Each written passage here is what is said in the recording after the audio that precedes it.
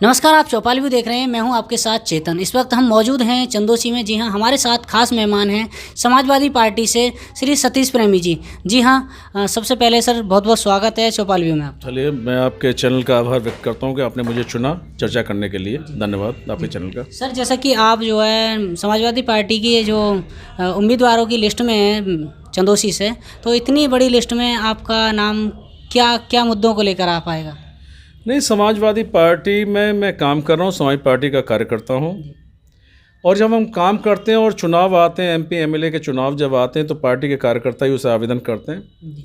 उसी नाते से कार्यकर्ता होने के नाते मैंने भी आवेदन किया चंदोसी विधानसभा क्षेत्र से। नहीं, काफ़ी लंबी लिस्ट है सर। हाँ, लंबी लिस्ट तो इस बात की प्रतीक है कि हमारी पार्टी का जनाधार दिन पर दिन बढ़ रहा है। जनाधार इतना बढ़ रहा है कि माननीय राष्ट्रीय अध्यक्ष जी अखिलेश यादव जी रोज़ दूसरी पार्टियों से आने वाले लोगों को पार्टी ज्वाइन करा रहे हैं। बड़े बड़े नेता सब पार्टी ज्वाइन कर रहे हैं। तो सूची से ज़्यादा नाम होना एक विधानसभा से, ये पार्टी की लोकप्रियता पे आधारित है। पार्टी लोकप्रिय हो रही है, पार्टी के जनादेश बढ़ रहा है, जनाधार बढ़ रहा है पार्टी का, इसलिए बड़ी सूची है, इससे कोई फर्क नहीं। तो सर, जैसा कि आप जो है प्रत्याशी अगर आप होते हैं यहाँ से, तो आप जो है समाज में क्या क्या मुद्दों को लेकर जाएंगे?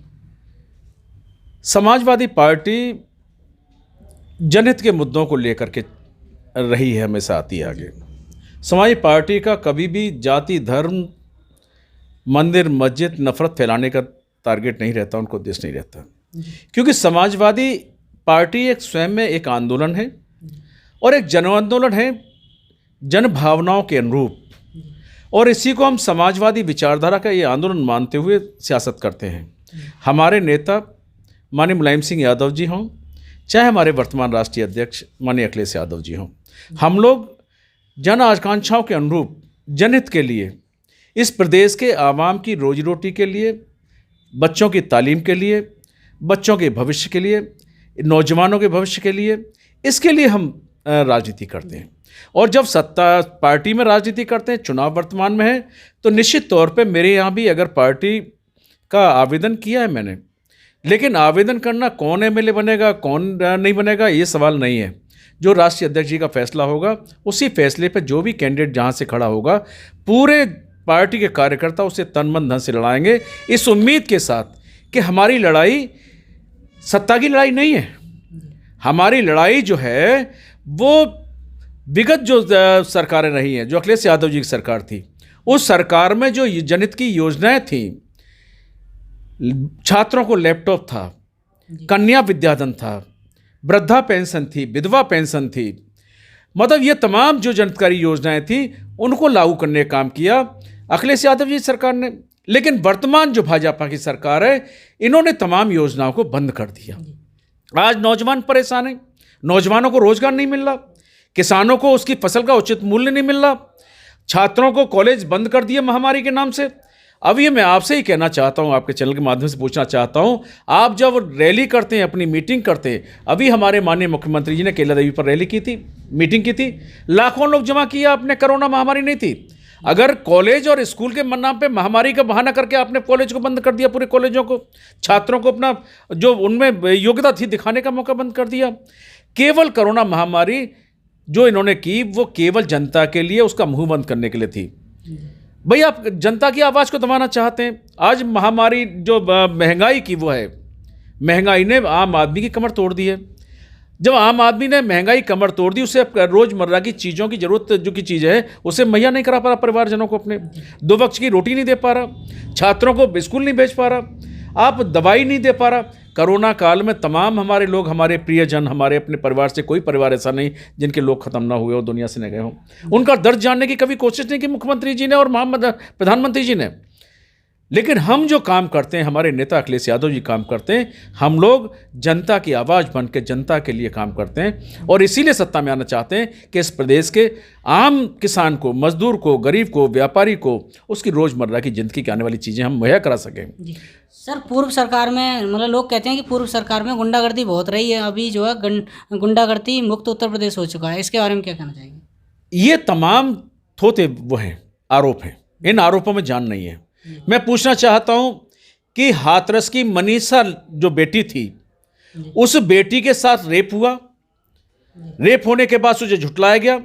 जब तमाम पार्टियों ने, हमारी पार्टी ने, हमारे नेताओं ने सबने दबाव डाला, तो उसको सीबीआई जांच हुई। उसकी बेटी, इतना खौफ पैदा कर दिया मनीषा के घर वालों को, उसकी बेटी की लाश नहीं दी और रात के 2:30 बजे तेज छिड़क करके अंतिम संस्कार किया। ये कौन से संस्कार है?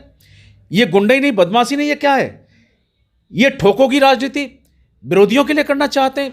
विरोधियों को जब अपनी बात कहें तो जेलों में ठोंक दो, मुकदमे लाद दो। ये गुंडागर्दी नहीं तो क्या है? ये आपातकाल नहीं तो क्या है? तानाशाही नहीं तो क्या है? समाजवादी पार्टी में कभी तो ऐसी तानाशाही नहीं रही। आम आदमी अपनी बात कह सकता था, लोकतंत्र था, संविधान था, कानून का राज था। लेकिन आज न संविधान है, न लोकतंत्र है, न कानून है। आज जो विरोध में आवाज उठाता है उसके खिलाफ मुकदमे दर्ज कर देते हैं आप। किसी पर गौहत्या का आरोप, किसी पर कोई आरोप, किसी पर गुंडागर्दी का आरोप, आप तमाम जो कर रखा है पूरे प्रदेश में। मैं बिल्कुल पूरे विश्वास के साथ कह सकता हूं समाजवादी पार्टी कार्यकर्ता के नाते कि पूरे देश में और प्रदेश में लोकतंत्र नहीं है, संविधान का राज नहीं है, कानून का राज भी नहीं है। सर, जो है भारतीय जनता पार्टी के नेता भी डिबेट्स में कहते हैं कि जब आपकी सरकार होती है, समाजवादी की सरकार होती है, तो 22M पर ही ज़्यादा काम होता है। इसके कितनी सच्चाई है? ये जो कहते हैं ये झूठ है। हम पूछना चाहते हैं, ये हमारे ऊपर आरोप जो लगा रहे हैं, 22M का आरोप लगा रहे हैं, कहाँ सच है भाई? 22M का मतलब क्या है? यादव मुस्लिम। सर, ये झूठा आरोप, जो घिनौना आरोप लगा रहे हैं, आज पूरे प्रदेश में किसका चल रहा है? 80% किस जाति के जिलाधिकारी हैं पूरे प्रदेश में? हम किसी जाति पर आरोप नहीं लगा रहे। हमने कहा कि हमारा जाति और धर्म में विश्वास है, लेकिन घर की चौखट के अंदर हम जनता को लेकर चलना चाहते हैं। ये झूठा आरोप, 22M का आरोप, ये तमाम ओवैसी की भाषा बोल रहे हैं। ओवैसी चढ़ाने काम करता है, बीजेपी वाले उकसाने काम करते हैं, दोनों में करना चाहते हैं। ये पूरे प्रदेश को नफरत की राजनीति में झोंकना चाहते हैं, ये हिंदू मुस्लिम की राजनीति में झोंकना चाहते हैं, ये मंदिर मस्जिद की राजनीति में झोंकना चाहते हैं। मैं तो आने वाले जो दीपावली है, प्रदेशवासियों को, देशवासियों को शुभकामनाओं के साथ कहना चाहता हूं आपके चैनल के माध्यम से कि तमाम प्रदेशवासी, हमारे देशवासी और संभल जनपद के लोग, चंदौसी विधानसभा क्षेत्र के लोग ऐसी ताकतों को निस्ताबूत करें जिन्होंने नफरत फैलाने का काम किया है। हम कभी वाई-एम की बात करते, ये वाई और एम की बात करते हैं। मैं पूछना चाहता हूं, जब कन्या विद्याधन मिल रहा था लड़कियों को, छात्रों को लैपटॉप मिल रहे थे, वृद्धा पेंशन मिल रही थी, विधवा पेंशन मिल रही थी, ये 100 नंबर किसने चलाने का काम किया? वाई-एम के नाम पे था। ये 102, 108 पूरे महामारी कोरोना काल में जो लगातार सेवा करती रही, उसको किसने चलाया? अखिलेश यादव ही नहीं चलाया। वो कहाँ का वो था? वो कहीं, मतलब ये झूठ आरोप लगाते हैं। ये लौट फिर के पाकिस्तान, हिंदुस्तान, हिंदू मुस्लिम, मंदिर मस्जिद, इसी में उलझाना चाहते हैं। देश को कहाँ ले जाओगे भाई? देश में आज नौजवान सड़क पर मारा फिर रहा है, नौजवान आत्महत्या कर रहा है, व्यापारी आत्महत्या कर रहा है।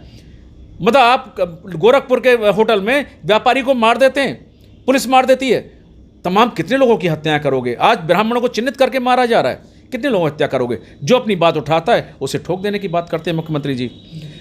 तो इन तमाम चीज़ों से हम निजात दिलाना चाहते हैं प्रदेश को। आने वाले 2022 में निश्चित तौर पर मान लीजिए, मैं चैनल के माध्यम से दावे से कह सकता हूँ, एक संजीदगी से कह सकता हूँ कि आने वाले 2022 में अखिलेश यादव जी पूर्ण बहुमत के साथ आ रहे हैं और जनता के लिए आ रहे हैं, किसानों के लिए, मजदूरों के लिए, छात्रों के लिए, नौजवानों के लिए, बेटियों के लिए, इस देश की महिलाओं के लिए, प्रदेश की महिलाओं के लिए हम सत्ता में आ रहे हैं। उनको पूर्ण सुरक्षा देंगे, महिलाओं को, बहन बेटियों को, उनको उनका अधिकार देंगे। उनको फिर पुरानी वाली नीतियों पर आकर के हमने कहा है प्रत्येक परिवार को 300 यूनिट बिजली हम फ्री करेंगे। ये कहाँ हमने कर रहे हैं? ये आज जो बात कर रहे हैं, ये 2000, मैं पूछना चाहता हूँ आपके चैनल के माध्यम से, जो अनाज मिल रहा है मुफ्त, जो हमेशा से मिलता है, पुरानी सेंट्रल की गवर्नमेंट का था, अध्यादेश था, अन्न कानून जो था, अनाज का कानून, उसके माध्यम से 150 रुपये का थैला, मोदी जी की, योगी जी की तस्वीर, 60 रुपये का अनाज। कौन सा आप कानून लाना चाहते हैं? 100 रुपये, 150 रुपये का थैला होगा, 60 रुपये का अनाज होगा, मोदी जी और योगी जी की फोटो लगी होगी। इतनी भयंकर लूट, इतनी आपाधापी, इतना की सत्ता की लोलुपता, एन कैन प्रकरण सत्ता में आना चाहते हो, लेकिन जनता की बात नहीं सुनोगे। नौजवान आज रोजगार के लिए परेशान है, उसकी बात नहीं सुनोगे। केवल झूठ फरेब 2000 रुपये किसानों के नाम डालने की बात करोगे। जनादेश खरीदा नहीं जा सकता। उत्तर प्रदेश की जनता बहुत समझदार है, बहुत जागरूक है। उनने देखा है कि एक साल दिल्ली के बॉर्डर पर, दिल्ली की सीमा पर किसान तमाम बारिश, धूप, ताप सब झेला है, मरा है अपने अधिकार के लिए। ऐसी कभी सरकार रही है आज़ादी से लेकर अब तक जिसने एक साल आंदोलन किया हो लेकिन उनकी बात न सुनी गई हो? ये पूंजीपतियों की सरकार है, ये अडवाणी अंबानी की सरकार है। उसी के लिए जीना चाहते हैं, ये उसी के लिए काम कर रहे हैं। आपने रेल बेच दी, LIC बेच दी, भारत पेट्रोलियम बेचने की बात करते हैं, तमाम चीज़ों को बेच रहे हैं। क्यों बेच रहे हैं भाई? आपने बनाया, जो पिछली सरकारों ने, केंद्र सरकार ने लंबे समय जो संस्थाएं पैदा की थी, उनको बेचने का काम कर रहे हो। रेल क्यों बेच रहे हो? अडानी के लिए। आप LIC बेचना चाहते हो, आप इस देश की तमाम उनको बड़ी कंपनियों बेचना चाहते हो, क्यों बेचना चाहते हो? इस देश की धरोहर है, आपने लाल किला लीज पर उठा दिया, आपने रेलवे स्टेशनों को बेच रहे हो, क्यों बेच रहे हो? आपने बनाया तो नहीं था, आपके पूर्वजों ने नहीं बनाया था, ये हमारे पूर्वजों ने बनाया था, जिसको आप बेच रहे हैं। ये देश आपको कभी माफ़ नहीं करेगा। सर 12 से 17 तक की आपकी जो सरकार रही है उसमें क्या क्या कमियां रही जिसके कारण जो है आपकी इस पार्टी हार गई? 12 से 17 तक के बीच जो आप कह रहे हैं, 12 में माननीय अखिलेश यादव जी सरकार में आए, समाज पार्टी की सरकार बनी। जी हाँ।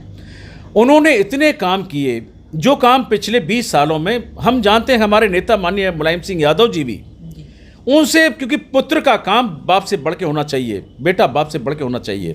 मुलायम सिंह यादव जी ने जहां चुंगियां हटाने का काम किया था, सेल टैक्स का सरलीकरण किया था, तमाम जो व्यापारियों के ऊपर तलवार की तरह लटका रहता था तीनों साथ, उसको खत्म करने का काम किया। जो किसान परेशान था उसके काम किया मुलायम सिंह जी ने। लेकिन उससे भी बढ़ कर के अखिलेश यादव जी ने इस प्रदेश को बेहतरीन चीज़ें दी, जिसमें 100 नंबर आपका पुलिस का, जहाँ थाने में FIR नहीं हुआ करती थी, अपराध कंट्रोल नहीं हुआ करता था, 100 नंबर दिया, 102 नंबर दिया। मैं बता रहा हूँ कमियाँ, 100 नंबर दिया, 102 नंबर दिया, 108 नंबर दिया।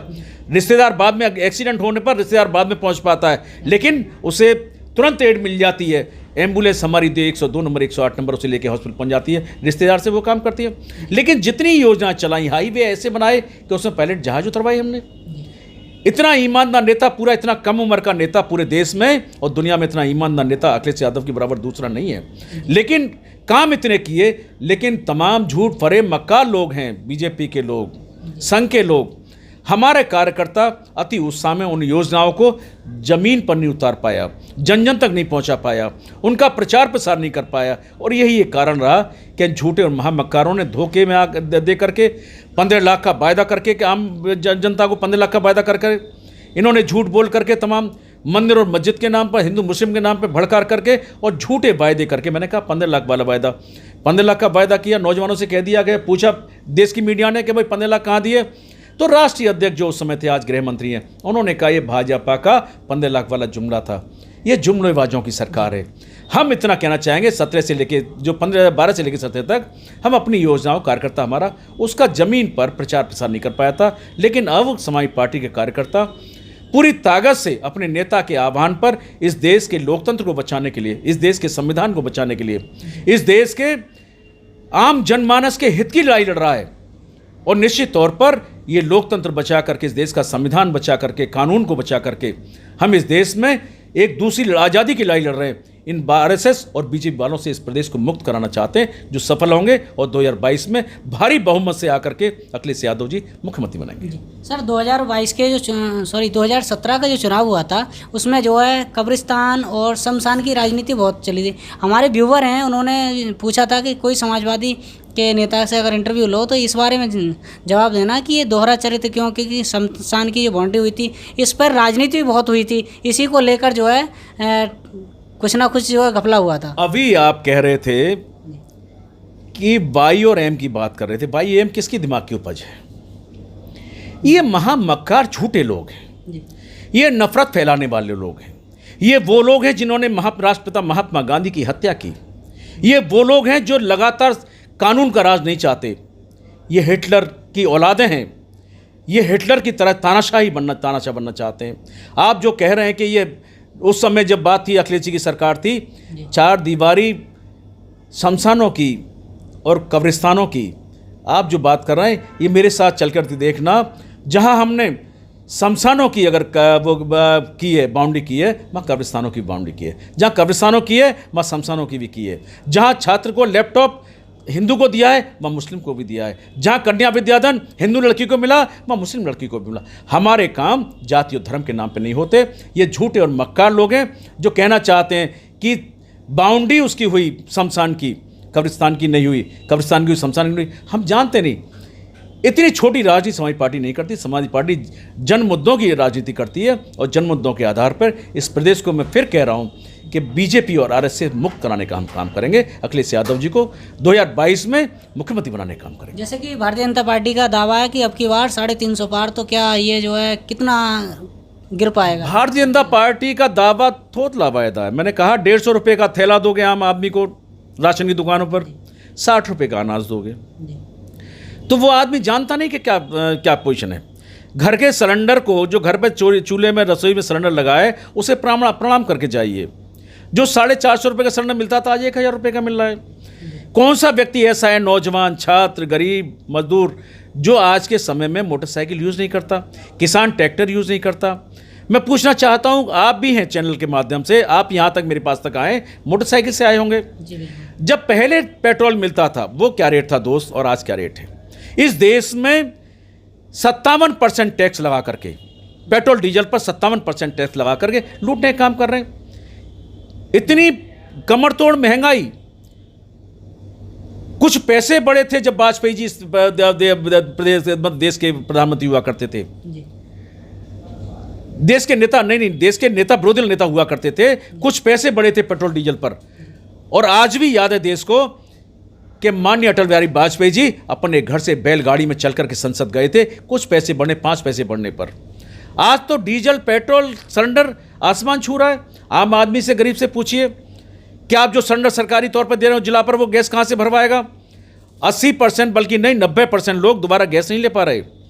आप कौन से 350 की बात कर रहे हैं? 350 प्लस आएंगे। आप धोखा देने की बात करेंगे, आप पब्लिक को लगातार गुमराह करेंगे, मंदिर मस्जिद की बात करेंगे। आपने कौन सा मंदिर बना दिया इस देश में? सुप्रीम कोर्ट, अगर सुप्रीम कोर्ट के आदेश से मंदिर बनना है, आपके आदेश से नहीं बनना। आपने तो गुमराह करने का काम किया देश को। इस देश का सेक्युलर, चाहे मंदिर हो, मस्जिद हो, इस देश के सर्वोच्च न्यायालय का जो फैसला होता है उसे स्वीकार करता है। तो आप जो ये जो बीजेपी है, जो आरएसएस, मैंने कहा, ये गुमराह करने का काम करती है। ये मंदिर के नाम पे, मस्जिद के नाम पे तमाम नौजवान, 350 प्लस की बात करने वालों से इस देश का, इस प्रदेश का नौजवान पूछेगा, छात्र पूछेगा, और वो जरूर पूछेगा जिसके घर से कोरोना में अव्यवस्थाओं के दौरान ऑक्सीजन की कमी के कारण जिस परिवार का मुखिया गया है, उस परिवार के बच्चे अनाथ हो गए, वो क्या बीजेपी को वोट देगा? जिस बच्चे से, गोरखपुर में बच्चे खत्म हुए ऑक्सीजन की कमी से, उन बच्चों के माँ बाप से पूछिए कि कैसा हाल होता है, बच्चे, जिसका बच्चा जाता है। ये आज देश और प्रदेश में बैठे हुए, इनको क्या चिंता बच्चों की? इन पे ना पत्नी है, ना बच्चे हैं, ना औलाद है इनके, तो ये क्या करेंगे? लास्ट सवाल सर, जैसा कि आए दिन जब नेता जीत जाते हैं, जीतने के बाद में गांव की तरफ नहीं जाते हैं, अगर ये आप सफ़र आपने तय किया, तो क्या आप जो है सफल होने के बाद गांव दोबारा जो है जा पाएंगे? मैं आपके माध्यम, चैनल के माध्यम से कहना चाहता हूँ, समाजवादी पार्टी का कार्यकर्ता हूँ। अगर समाजवादी पार्टी ने मुझे टिकट दिया, मुझे अपना प्रत्याशी बनाया, तो मैं उन्हीं अपने सेवाओं के माध्यम से, जो लगातार 25 साल से मैंने भी सेवाएं की हैं, 30 साल से सेवाएं क्षेत्र की है। क्षेत्र के मैंने बीच में कभी ये नहीं देखा कि हिंदू है, मुस्लिम है, कौन है। मैं लगातार क्षेत्र के दुख दर्द में शामिल होता हूँ। मैं क्षेत्र में लगातार 25-30 साल से लगातार ये बिना सोचे कि हिंदू है, मुसलमान है, किस जाति का नहीं, मैं अपने काम के आधार पर, मेरी जीवन खुली किताब रही है। अगर समाजवादी पार्टी मुझे कैंडिडेट बनाती है तो निश्चित तौर पर मानिए, चंदौसी विधानसभा सीट 1 लाख वोटों से जीतकर समाजवादी पार्टी यहाँ से जीतेगी। अखिलेश यादव जी को मुख्यमंत्री बनाने में अपना अहम रोल अदा करेगी। जी, बहुत बहुत धन्यवाद सर। नमस्कार।